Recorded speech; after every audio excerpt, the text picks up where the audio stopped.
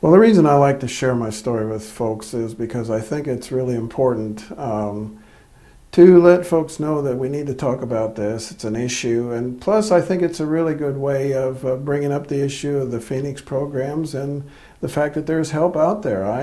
It's very seldom that I talk to people about these issues and how it's affected my family that they don't have some story in their family to relate. It's a huge problem, and I think that people need to be more aware of that. Can you talk a little bit about interactions that you had with staff that sort of sent you thinking about what you could do in a new way? Dealing with the staff, the thing that really has come to my mind about the staff at Phoenix Programs is how totally committed they are and how they never give up. And to me, that's probably the most important thing I learned, is just don't give up. What are some of the general problems that you think are in the workplace because of untreated addiction?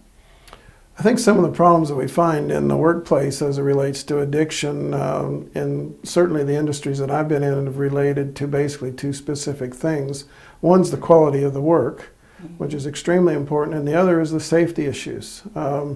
In most cases, no matter what a person is working at, you have a lot of safety related issues, and of course in business, it's all about customer satisfaction, and if that doesn't happen for whatever reason, and specifically it's because of addiction problems and just the inability to do the quality of work that needs to be done, that's a serious, serious problem.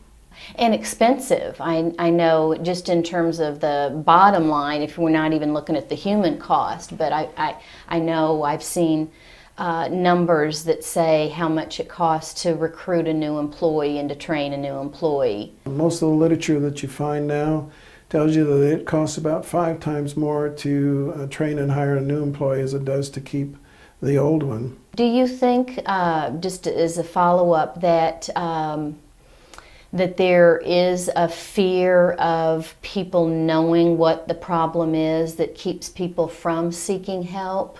I think there's a huge stigma that keeps people from seeking help early on, just because of the issues that face them. Well, if people find out I'm going to lose my job, you know, all of those kinds of issues.